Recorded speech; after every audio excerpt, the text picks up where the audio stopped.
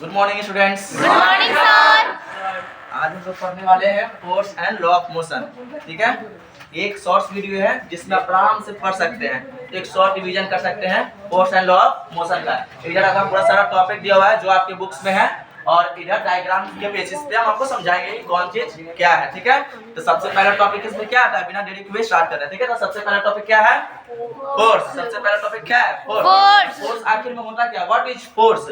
Force होता क्या है? तो what is force? The force कोई भी बॉडी को हम लोग अपनी ओर खींचे या ढकेले, कोई बॉडी को अपनी ओर खींचे या ढकेले, मतलब पुश करे या पुल करे, उसी को हम लोग क्या बोलते हैं? फोर्स। मींस अ पुश और pull of an object is known as force. Physical force किसको बोलेंगे? किसी भी ऑब्जेक्ट को खींचना या ढकेलना, उसको हम लोग क्या बोलते हैं?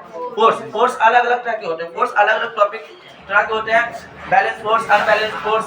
ठीक है, और अगर अदर देखेंगे अदर फील्ड में तो मैग्नेटिक फोर्स, ग्रेविटेशनल फोर्स, अलग अलग मसल्स फोर्स, ये सब अलग अलग फोर्स है। तो वो सब अभी हम लोग डिस्कस नहीं करेंगे। अभी हम लोग टाइप ऑफ फोर्स, इफेक्ट, अच्छा सेकंड इफेक्ट ऑफ फोर्स है। इफेक्ट ऑफ फोर्स पे अगर आते हैं तो इफेक्ट ऑफ फोर्स क्या है? फोर्स की वजह से क्या क्या चेंज हो सकता है? सपोज करो आपका चेहरा है, हमें मुक्का मार दिया अपना फोर्स पे, क्या होगा? चेहरा बदल जाएगा, चेहरा का नक्शा चेंज हो जाएगा। मतलब फोर्स क्या कर सकता है?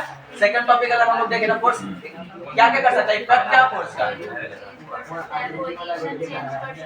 हाँ, इफेक्ट का पोजीशन चेंज कर सकता है, shape, size, direction. Shape, size, direction, position. और किसी भी बॉडी अगर रुका हुआ है उसको चला सकता है, कोई बॉडी चल रहा है उसको रेस्ट, रोक रेस्ट सकते से हैं। मोशन में, मोशन से रेस्ट में।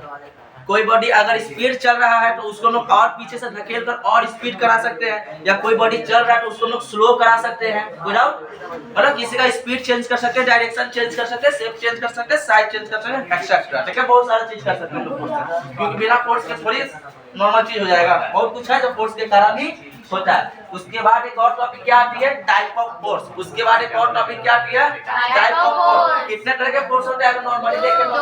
दो। और ऐसे फोर्स देखे अलग अलग फील्ड में, तो अलग अलग फील्ड में अलग तरह के फोर्स होते हैं, जैसे gravitational force, mechanical force, magnetic force, muscle force, समझा, इलेक्ट्रोस्टैटिक फोर्स। ठीक है, बहुत अलग अलग फोर्स होते हैं। तो अभी हम लोग वो उतना कुछ नहीं देखेंगे, हम लोग फोर्स का बस दो को पढ़ेंगे। क्या क्या? एफ का दो को पढ़ेंगे। क्या क्या? बैलेंस और type of force, balance force, एक अनबैलेंस। Unbalance force. ठीक है, एक बैलेंस फोर्स, एक अनबैलेंस फोर्स। Yes sir. तो सब बैलेंस फोर्स किसको बोलेंगे और अनबैलेंस फोर्स किसको बोलेंगे, इसका भी हम लोग डेफिनेशन पढ़ेंगे। लेकिन इससे पहले थोड़ा सा फोर्स के बारे में और कैरेक्टरिस्टिक्स जानते हैं।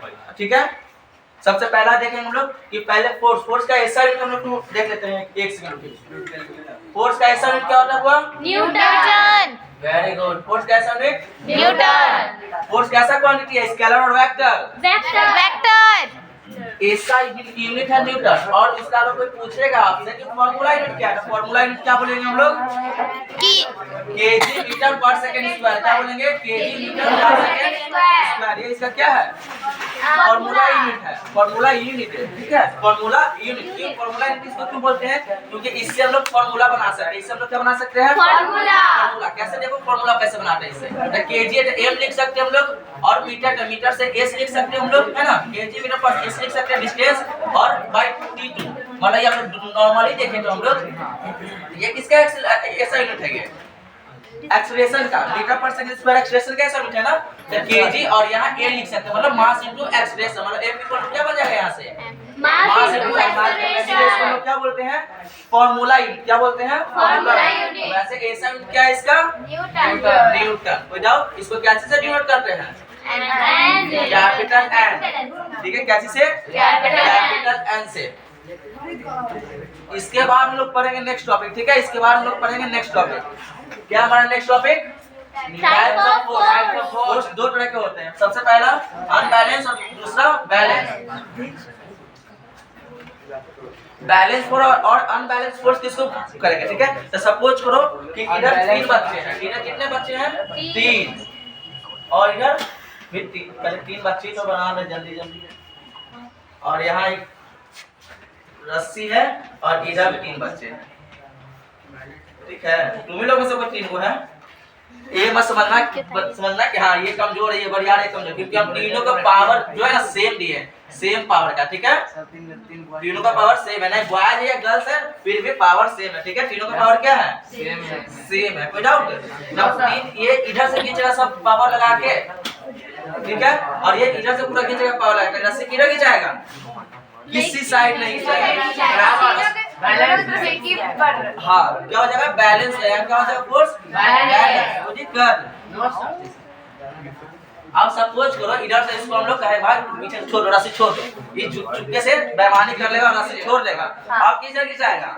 Right side. क्यों? अनबैलेंस फोर्स हो गया। इधर से सपोज अगर एक को 10 देंगे तो इधर 20 है और इधर कितना हो गया? 30 हो जाएगा ना टोटल। इधर अनबैलेंस हो गया, बैलेंस नहीं ना है, 20 एक 30, क्या ये बैलेंस है? ये अनबैलेंस है, इसी को अनबैलेंस फोर्स कहेंगे। जब अनबैलेंस अमाउंट ऑफ फोर्स किसी ऑब्जेक्ट को खींचेगा एक तरफ, तो जिस तरफ ज्यादा फोर्स रहेगा ऑब्जेक्ट उसी की ओर मोशन में आ जाएगा, ठीक है, उसी को मूव करेगा, उसी की ओर एक्सीलरेटेड हो जाएगा। कोई डाउट? तो बैलेंस फोर्स और अनबैलेंस फोर्स समझ में आ गया? तो बैलेंस फोर्स में जो होता है नेट फोर्स क्या होगा? 0, क्योंकि किसी साइड नहीं जाएगा। और लेकिन अनबैलेंस फोर्स में नेट फोर्स क्या होगा? 0 के बराबर नहीं होगा, 0 के अलावा कुछ भी हो सकता है। नेगेटिव पॉजिटिव क्यों बोल रहे हैं भाई हम लोग? तो सपोज करो इधर हम लोग पॉजिटिव मानते हैं, इधर हम लोग नेगेटिव मानते हैं, मतलब इधर बुरा इंसान है, इधर अच्छा इंसान है, कोई दिक्कत? अच्छा इंसान है, इधर बुरा इंसान है। अगर इधर से हम लोग खींच रहे हैं और रस्सी अगर बुरे इंसान की ओर आ गई तो नेगेटिव हो जाएगा, समझ में आया? अच्छे इंसान की गई तो पॉजिटिव आ जाएगा, होता ना कि negative side positive side, negative वाला ज्यादा पावरफुल है तो नेगेटिव साइड इस सब्जेक्ट में क्या आ जाएगा? वहां बैलेंस फोर्स क्या होगा? नेगेटिव, लेकिन खिंचाएगा ना आखिर नेगेटिव की साइड, तो वही है नेगेटिव पॉजिटिव का रोल नहीं है, लेकिन फिर भी अगर नॉर्मल समझेंगे तो समझ सकते हैं ऐसे हम लोग। फिर इसके बाद आता है क्या? मोशन आप लोग पढ़े होंगे थोड़ा सा पिछले वाले क्लास में, आप लोग को मोशन पढ़े कि मोशन क्या होता है। कोई भी ऑब्जेक्ट जब मूव करना स्टार्ट करने का किसी स्टेशनरी ऑब्जेक्ट में, तो कहेंगे कि ऑब्जेक्ट क्या चीज में है? ठीक है, लेकिन यहाँ हम लोग देखेंगे पता है क्या? मोशन जो है उसका एक अगला स्टेप, मोशन का क्या देखेंगे? अगला स्टेप। वो क्या है? Laws of motion. वो क्या है? Laws of motion. उसी को क्या बोलते हैं? Newton law of motion. उसी को क्या बोलते हैं? Newton law of motion. तो न्यूटन कितने लॉ दिए थे? 3। कितने लॉ दिए थे? 3। सबसे पहला लॉ को हम लोग बोलते हैं इनर्शिया लॉ ऑफ मोशन भी बोलते हैं। इनर्शिया लॉ ऑफ मोशन क्यों बोलते हैं? सब समझेंगे हम लोग यहाँ से। First law of motion, topic number कितना है? 5वां है ना? चौथा। न्यूटन लॉ ऑफ मोशन पता है? 3 दिए थे वो। और यहाँ से हम लोग पहला पे आते हैं first law of motion. The first law of motion क्या कहता है कि सपोज करो कि हम यहाँ खड़े हैं, ठीक है, और कहेगा तुमको आज नहीं पढ़ाना है, जैसे तुम लोग में से कैसा राजमान नहीं पढ़ने का, क्या हम छोड़ देंगे? हम पढ़ाएंगे ही, हम पढ़ाएंगे, मतलब अपने बात पे अडिग रहेंगे। उसी तरह Newton first law of motion यही कहता है कि अगर कोई बॉडी रेस्ट में है तो वो रेस्ट में रहना चाहेगा, रेस्ट में है तो रेस्ट में रहना चाहेगा, चाहे उसको कितना ढकेलो नहीं ढकलाना चाहेगा, वो खुद नहीं चाहेगा ढकेलने के लिए, लेकिन वो पावर प्लांट में आ जाए उसको एक लाठी मारे खींच के ढकला जाएगा कि नहीं ढकलाएगा? समझ में? उसी तरह। और अगर कोई मोशन में है, अगर कोई गाड़ी है बहुत स्पीड चल के आ रही है, अगर कोई बहुत स्पीड चल के कोई गाड़ी आ रही है, अगर उसको कोई रोकना चाहेगा तो अगर हम चाहेंगे रोकना तो रुकेगा? हम बोलेंगे चल जाएगा, धक्का मारेगा, ठीक है। लेकिन अगर उसके सामने कोई बहुत बड़ा पत्थर आ जाए तो उसको रोक सके तो रुक जाएगा कि नहीं रुक जाएगा? तो रुक जाएगा। तो इसी को क्या बोलते हैं? Inertia law of motion. अब कोई बॉडी मोशन में है तो अपना मोशन रेजिस्ट करेगा, रेस्ट में तो रेस्ट को रेजिस्ट करेगा, मतलब मोशन में तो मोशन समझना चाहेगा, रेस्ट में तो रेस्ट में रहना चाहेगा। कोई डाउट? No sir. तो उसी को क्या बोलते हैं? फर्स्ट लॉ ऑफ मोशन, या इसी को इनर्शिया लॉ ऑफ मोशन बोलते हैं। ये एक प्रॉपर्टी है किसी भी ऑब्जेक्ट का, ये एक प्रॉपर्टी है। इनर्शिया क्या है? कोई पूछा कि इनर्शिया क्या है? इनर्शिया क्या है? इनर्शिया जो property of object which resist इस पोजीशन, तो अपने पोजीशन को क्या करेगा? रेजिस्ट करेगा। अगर वो पोजीशन मोशन में है तो मोशन में रहेगा, रेस्ट में है तो रेस्ट में रहेगा। कोई डाउट? No sir. ये तो इसका नॉर्मल डेफिनेशन हो गया। इसमें कुछ अभी इसमें क्वेश्चन ले आएंगे, लेकिन ये क्वेश्चन इससे पूछा जाता है कि Newton first law of motion that is called inertia law of motion. Newton first law of motion को इनर्शिया लॉ ऑफ मोशन कहते हैं। यह क्या देता है? What give Newton first law of motion? Definition of force. तो ये क्या देगा? Definition of force. क्या देगा? Definition of force. Very good. और फिर इसके बाद हम लोग आते हैं सेकंड पे। इसी के बाद एक और टॉपिक आता है मोमेंटम। इसी के बाद एक और टॉपिक आता है मोमेंटम। मोमेंटम क्या भाई, सपोज करो मैं से देख रहे हैं और उधर से आएगा वो साइकिल वाला हमको ठोक देगा, तो हम डायरेक्ट झटका खाएंगे कि नहीं खाएंगे? हम तो अनजान है ना स्पोर्ट्स से, हम तो अनजान थे कि हमको कोई आके ढकेल देगा या हमको कोई आके पुश कर देगा, हम पे कोई फोर्स लगाएगा, तो हम अनजान थे इससे, मतलब हम अपना नॉर्मल सी जगह पे थे। हाँ देखो ये मेरा मास है, कोई दिक्कत? ये क्या है?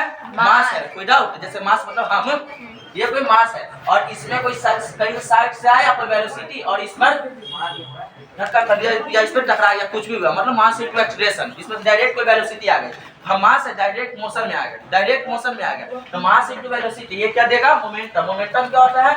Momentum is the product of mass into velocity of an object. कोई भी ऑब्जेक्ट अगर मोशन में है तो उसके पास मोमेंटम होगा, कोई भी ऑब्जेक्ट अगर मोशन में है तो उसके पास कुछ ना कुछ मोमेंटम होगा। जैसे अभी हम मूव कर रहे हैं तो सपोज हम 2 मीटर पर सेकंड के स्पीड से भी अगर मूव कर रहे हैं तो हमारे पास मोमेंटम कितना हो गया? सपोज 60 केजी के हम हैं और 2 मीटर पर सेकंड के स्पीड से मूव कर रहे हैं तो मेरा मोमेंटम कितना हो गया? 120। कितना हो गया? 120।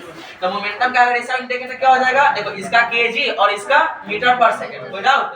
केजी मीटर पर सेकंड, समझ में आया?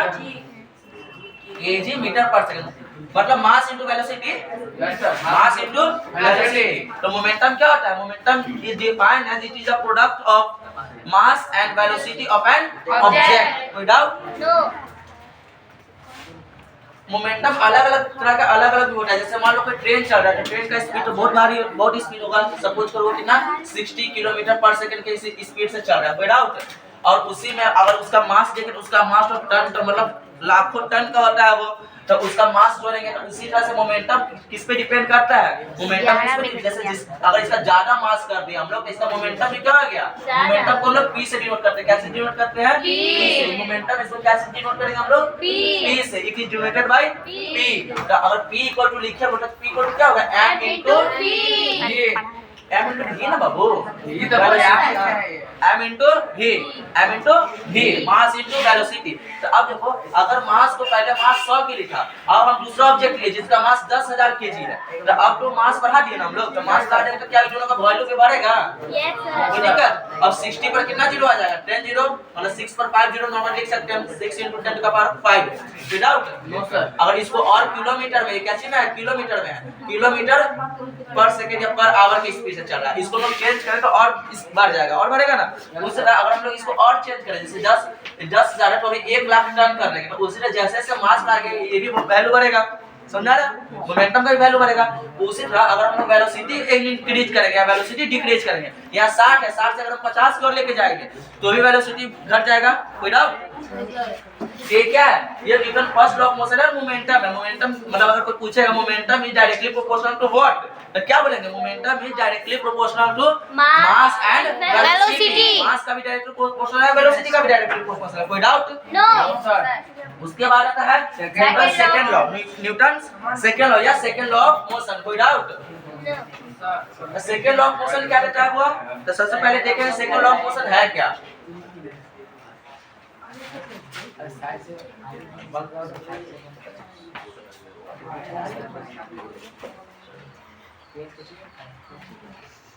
बस एक सेकंड स्टार्ट। देखो, तो अभी हम लोग क्या पढ़े? मोमेंटम पढ़े थे। अभी हम लोग क्या पढ़े थे? मोमेंटम पढ़े थे। अब सेकंड लॉ हम लोग पढ़े, क्या पढ़ रहे हैं? Second law. सेकंड लॉ में पता है क्या पढ़ेंगे? यही मोमेंटम को थोड़ा सा आगे बढ़ाएंगे। क्या पढ़ेंगे? थोड़ा सा आगे बढ़ाएंगे कि अगर मोमेंटम, जैसे पहले हम मोमेंटम में कुछ थे अभी, और सपोज करो कि हम अपना मोमेंटम चेंज कर, अपना गाड़ी का स्पीड बढ़ा दिए या धीरे धीरे हम अपना स्पीड बढ़ा रहे हैं, कोई दिक्कत? या कोई हमको आगे से आकर ठेल दिया तो हम अपना स्पीड बढ़ा दिए, मतलब किसी वजह से मेरा स्पीड बढ़ गया, तो हम अभी क्या बढ़ाते हैं उसमें थोड़ा देर पहले कि जो p होता है वो m × a होता है, मतलब मास सॉरी m × v होता है, मास × वेलोसिटी, कोई डाउट? No. तो अगर हम अपना वेलोसिटी भी चेंज करें तो मोमेंटम में चेंज आएगा कि नहीं आएगा? Yes, तो वेलोसिटी चेंज करें तो टाइम के अनुसार चेंज करें, टाइम का कोई वैल्यू नहीं है, है ना वैल्यू? मतलब वेलोसिटी अगर हम लोग चेंज कर रहे हैं तो टाइम के साथ चेंज करेंगे, तो अगर कोई भी चीज टाइम के साथ चेंज होता है उसको लोग क्या बोलते हैं? रेट। तब अगर न्यूटन सेकंड लॉ का डेफिनेशन कोई पूछे तो न्यूटन सेकंड लॉ का डेफिनेशन क्या बोलते हैं? Newton second law, according to Newton second law, the rate of change of momentum, the rate of change of momentum, मतलब जो मोमेंटम है, मोमेंटम का रेट चेंज, मतलब मोमेंटम बदलना, मतलब रेट जैसे लग जाएगा तो p/t, कोई दिक्कत? The rate of change of momentum, change momentum मतलब p1 - p2, कोई दिक्कत? मतलब पहले p था अब कुछ और हो गया है, मतलब rate of change of momentum is directly proportional to mass into velocity. कोई दिक्कत? Directly proportional to mass into velocity. कोई दिक्कत? देखो अब हम लोग क्या बोले, rate of change of momentum is directly proportional to velocity. ना मिस्टेक होता है, velocity rate of change of momentum is directly proportional to force applied on it, क्योंकि हमारे ऊपर फोर्स लगे तब ना हम चेंज करेंगे अपना मोमेंटम, क्या वेलोसिटी के अनुसार नहीं, फोर्स के अनुसार। ठीक है, the rate of change of momentum is directly proportional to force जो उस पर लग रहा है, अप्लाइड ऑन इट। कोई डाउट? देखो इसको हम लोग कैसे अगर लिख कर समझेंगे, हम लोग फॉर्मूला से हम लोग ऐसे समझेंगे या मैथमेटिकली हम लोग समझेंगे तो कोशिश करेंगे तो ऐसे। जैसे क्या बोले कि force is directly proportional to क्या, फोर्स किसके प्रोपोर्शनल रहेगा, rate of change of momentum, मतलब P1 माइनस P2। कोई दिक्कत? Rate of change of moment P1 minus P2। तो जैसे रेट बोल रहा था नीचे रेट लगाएंगे, रेट मींस टाइम, नीचे क्या लगाएंगे, रेट मतलब टाइम लगाएंगे। कोई डाउट? तब फोर्स का फोर्स लिखेंगे, नॉर्मल लिखेंगे, और इसका क्या होता है m इनटू, पता चली? हाँ, और इसका V1 m इनटू V2। कोई दिक्कत? अब देखो आप लोग फोर्स में पढ़े, सॉरी मोशन में पढ़े होंगे ये चीज कि जो वेलोसिटी पहले रहता है उसको क्या बोलते हैं, इनिशियल वेलोसिटी। कोई दिक्कत? जो पहले रहता है उसको क्या बोलते हैं, इनिशियल वेलोसिटी। इसको हम लोग V1 को U मान लें। अगर नॉर्मल V1 को हम लोग अगर U मानेंगे तो क्या हो जाएगा, mu माइनस mv सीधे कर देते हैं। कोई दिक्कत? और यहाँ से हम लोग क्या नीचे t, m को कॉमन लेंगे अगर हम लोग तो क्या हो जाएगा, u माइनस v। हाँ u minus, sorry v minus, last में से हम लोग बता रहे ना छोटा v minus u by t। कोई दिक्कत? v minus u by t, v minus u by t। v minus u by t क्या होता है आप लोग एक्सेलरेशन, मेरे बोलो जोर से बोलो, आता है तो बोलो। v minus u equal to क्या होता है, acceleration. v minus u by t m into a हो जाएगा, m इनटू a। कोई डाउट? मतलब फोर्स इज, यहाँ से क्या, force is directly proportional to m into a। कोई दिक्कत? नो। यहाँ से ये भी आ गया फॉर्मूला। तो अगर न्यूटन सेकंड लॉ से हमारा क्या है, देखो फोर्स का फॉर्मूला आया न्यूटन सेकंड लॉ से। न्यूटन सेकंड लॉ से क्या है हमारा, फोर्स का फॉर्मूला। तो जैसा कि हम फर्स्ट वाले में बताए थे कि न्यूटन फर्स्ट लॉ क्या देगा, the definition of force. Newton first law क्या देगा, डेफिनेशन ऑफ फोर्स। तो उसी तरह से न्यूटन सेकंड लॉ क्या देगा, formula of force. Newton second law क्या देगा, फॉर्मूला ऑफ फोर्स। अब आते हैं हम लोग न्यूटन थर्ड लॉ पे। न्यूटन थर्ड लॉ क्या होता है, कोई बताएगा? सबसे इजी है, आप ये पहले वाले क्लास में ही बताया गया होगा आप लोग को। For every action there is an opposite reaction। मतलब हर एक एक्शन जो हम करेंगे उसका इक्वल एंड अपोजिट रिएक्शन होगा। हम आप लोग को आज पीटे तो कल आप लोग होमवर्क बना के आएंगे, सही बोले ना जी? आज पीटे तो होमवर्क नहीं बना के नहीं बनेगा। तो इसीलिए एवरी एक्शन का एक अपना रिएक्शन होता है, वो इक्वल होता है। ठीक है, every action have an equal and opposite reaction. ये क्या है, न्यूटन थर्ड लॉ है। क्या है, Newton third law. Third law.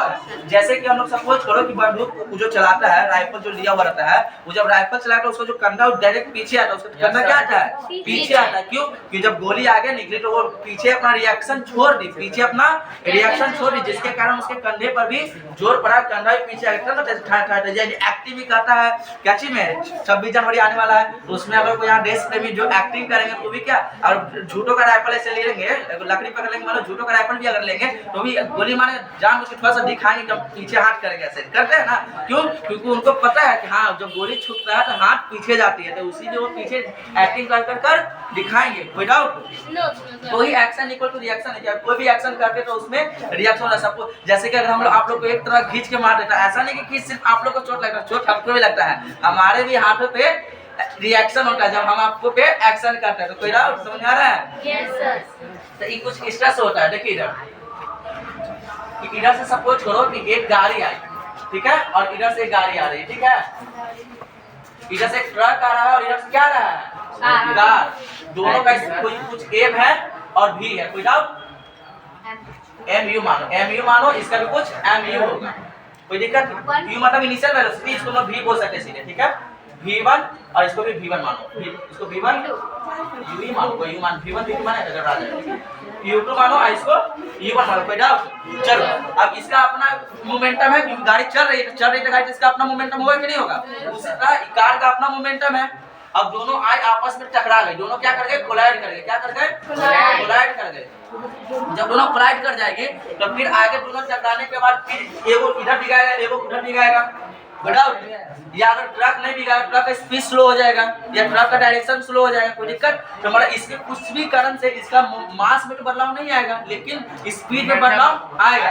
मतलब ट्रक जो है इधर, कार इधर आ जाएगी अपनी और ट्रक इधर चला जाएगा, सब कुछ आ जाएगा ना। तो अगर जो इसका मास तो सेम ही रहेगा, इसका m1 है, इसका m2 अगर लिए तो इसका m1 लिया तो कार का मास m2 था, m2 का m2 रहेगा, लेकिन जो u था u नहीं, अब क्या बन जाएगा, v बन जाएगा, क्योंकि वेलोसिटी चेंज हो जाएगी। इसका भी उसी तरह जो m1 था, m1 से m1 का तो m1 रहेगा ही, लेकिन वेलोसिटी जो v1 थी अब क्या हो जाएगी, इसका v1 हो जाएगी। कोई दिक्कत, कोई आउट बाय समझ में, इसका v1 इसका v2, कोई दिक्कत। अब जब इसको हम लोग आगे सॉल्व करेंगे तो क्या आ जाएगा हमारा, देखो पहले का हम लोग क्या पढ़ रहे हैं कि जो एक्शन इक्वल टू रिएक्शन, ये एक्शन होगा ये और इक्वल टू रिएक्शन, ये हम लोग करते हैं, एक बार करके बस तुरंत हो जाएगा। m1 u1 plus m2 u2 equal to m1 v1 plus m2 v2, कोई डाउट? इधर से m1 m2 को करो, एक जगह m1 v1 और m1 u1 को एक जगह करिए आप पहले।